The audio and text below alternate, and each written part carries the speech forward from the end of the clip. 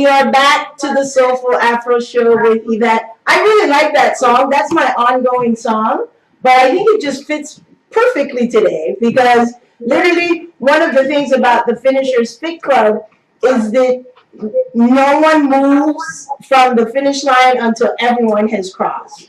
So joining us now is Rudy Russell. Rudy, can you hear me? Come to load the radio. We're listening. Someone needs to lower their radio on their side. All right, so I'm assuming maybe because I'm logged, I'm listening on my phone and I yes, right. That's it. I'm trying to hear myself. I was trying to call in and everything, but I didn't want to miss anything at the same time. And I'm a wonderful person. You multitasking, my brother. You multitasking. I'm gonna get off the internet connection here, so I don't mess anything up. Okay. I apologize. But we're taping this, so we'll get to play it and share it with others who miss it, because I know there were some folks that are away and some time changes. But are you ready, Rudy? Because I want to start off with you. Because what I heard was that you were one of the folks behind the name. So I wanted to hear some of the story about the name. Yeah. I just get excited for that, I guess. But yeah, it was definitely one of the things I was intentional. It was in the moment. I was pushing through, trying to do that. Finish that half marathon that we were doing a couple of years ago. Uh-huh. And we had some finishers support out there. We weren't quite finishers at the time, but we had some support out there. And it was Shazo and his brother. And he gave that shout out along the group. He saw me struggling, and I was just kind of yelled out to him, like, I'm going to finish. I was pushing through. It was probably about mile 9 or 10 or so, and that's kind of where it came from. And you finished it. He did. You did. So tell me what the space means to you, because you also known most of the crew for a very long time. What does it mean to you? Why is this space so important to you, Rudy? I mean, it's a great thing to see everybody coming together and moving towards one cause. I mean, there were a lot of years that have gone in between me personally seeing folks and connecting with folks. A lot of people who are now involved with this that I haven't seen, in years. Mm-hmm. So it's great to know that we're all, connecting and moving towards this one cause of health and wellness. Mm-hmm. It's nice. It's great to have that support. I know. I want to ask you each of you two last questions. First being, when we talk about Black community, Black fitness, Black health, folks don't tend to put us in the role of being long distance runners, or sort of having this team. I mean, on Sunday you could really see the expression on people's faces going, "Oh, who are these Black folks here with these lime green colors?" And earlier I think the day before, I had put out the salsa song, Loco Pero Feliz, and it's like we're crazy, but we're really happy. And now I really think that song applies to us. So each of you, how does this fit in? Because this show is also about the politics of being Black, what it means to be Black and Black Latino and Afro-descendant and from the diaspora. What does it mean as it relates to that to be a part of the Finishers Fit Club? All three of you, Mayfield and then Cachet and then Rudy, if you want to answer. Well, I know, for me, it's been a lonely road. When it comes to these races, I have a couple other finishers, Mm-hmm. One from Brooklyn, one from Baltimore, and we do races down here in this area, in the D.C., Virginia, Maryland area. Mm-hmm. And often, we're like the only blacks there at some Yep. of these races.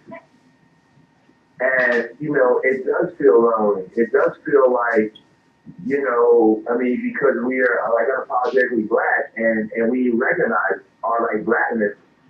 And, you know, that's something that, I mean, I'm very conscious of and been conscious of. And when we did, me and one of my friends did the rock and roll half marathon in Philly in back in October. Mm-hmm. And you would think a city like Philadelphia would have a lot more African American or people of color within that race, but they don't. Okay. And I know that that's something that you know we've talked about as finishers and so forth. Is at one point in time we would love to be able to do our own races and not just core black folk, but to make them affordable. Yes. Yes. You know, a lot of these races are $100, $85 to get into the races, and it's not affordable for a lot of folks. And if we can make it more affordable, maybe we would attract more people of color because, like I was expressing to some of my colleagues down here, because I'm a social worker down here in the city here, is that as a social worker here in DC and dealing with health and wellness, we know, you know, 47% or so, almost 50% of African Americans are like overweight. Yeah.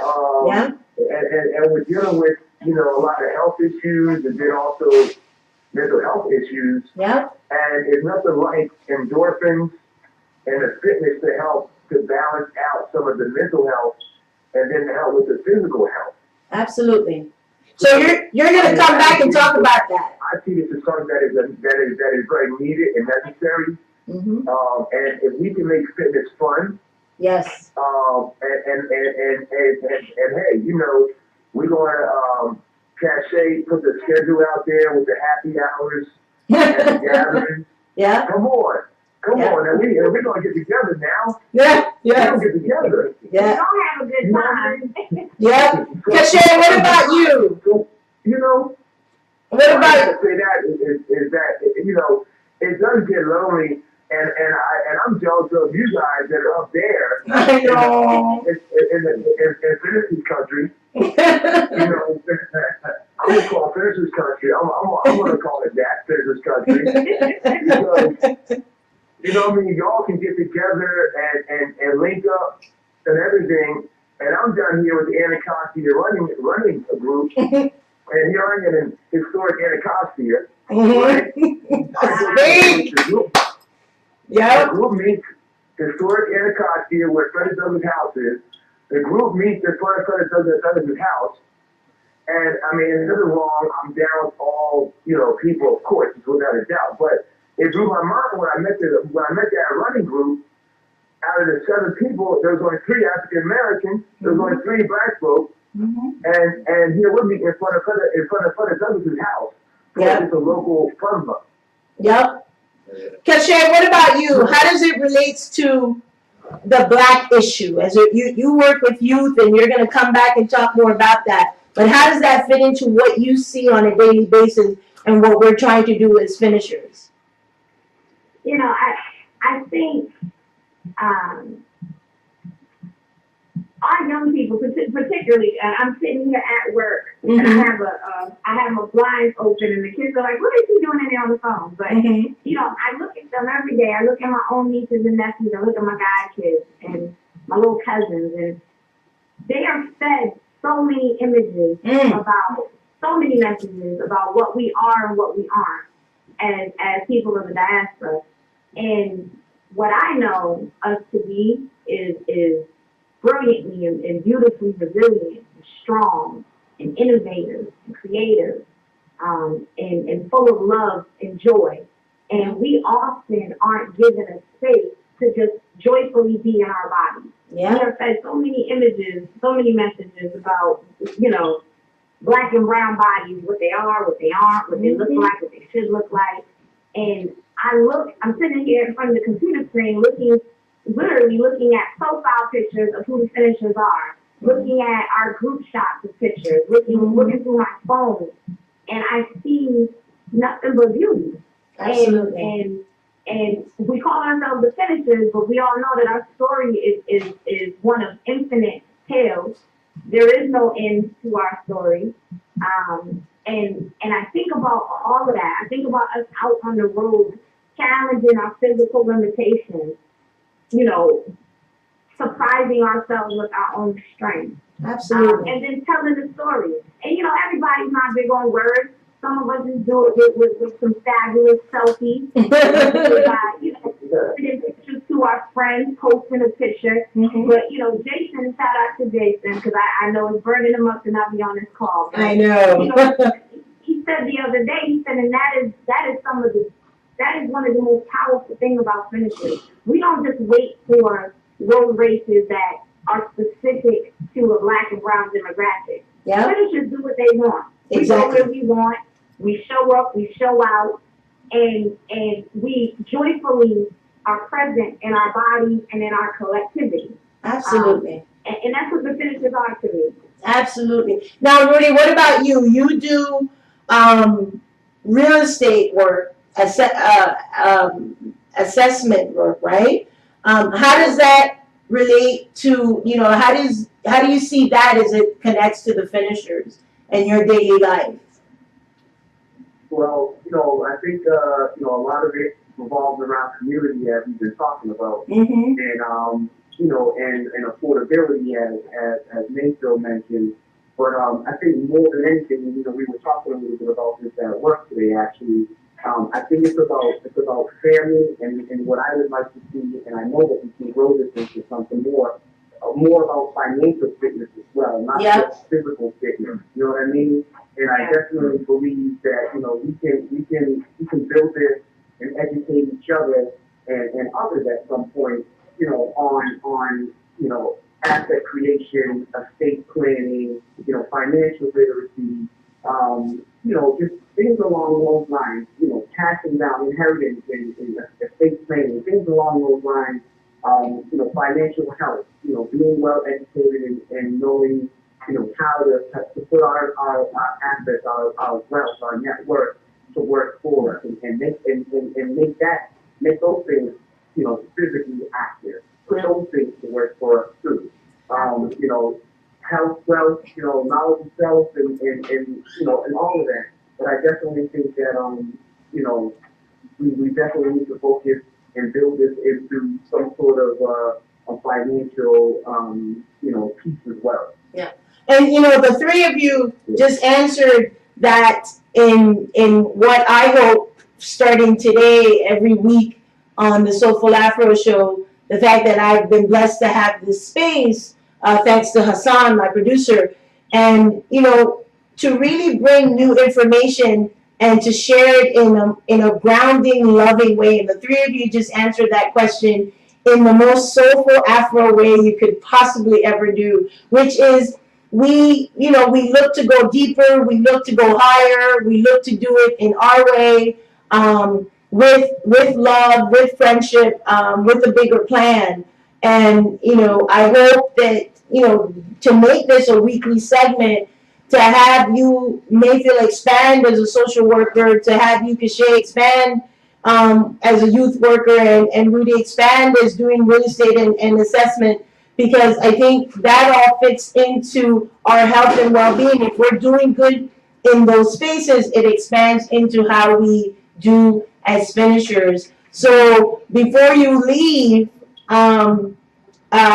your the three of you, a last message to the Soulful Afro family, and also to the finishers that are tuning in. Hopefully, folks are tuning in, and to our finisher who was not able to join us, Jason. But you know, he's here in spirit as always. But you know, but your last message, the three of you, to the Soulful Afro audience. Cash. Sure. So, you know, to the audience, you all get in touch with Miss Yvette and figure out how to link up with us if you are so inclined. Yes. I know you have an international audience. Yes. So when folks are around, find us because we're here. How many do you have if today? someone feels moved or called to join us, please just reach out. I would be remiss to not give a shout out to every last finisher, every last person training to become a finisher. Special shout outs to Tammy, Lindsay, Renee, Bruce, Dwayne, Leroy, Banks, Coleman, Steph, Lillian, everybody, Pam, Ellen P, Jeff. You know, I mean, the list goes on and on and on and on. LaSalle, Aaron, Tanisha. I'm sitting here looking through y'all's beautiful pictures, and this really isn't about the three of us on the call right now. But this is really about the collective. It's about all of us. Yes. And there is no person who in this movement is forgotten. There is no person whose energy is not important. And that's whether you're already a finisher or you're sitting here feeling the call to be a finisher. Absolutely. Absolutely. Mayfield or Rudy? Like, I was just thinking in the sense of, as I'm thinking about, as finishers developing and our grows, and we've actually been talking about developing, and not just physically and so forth, but also looking at service and social justice.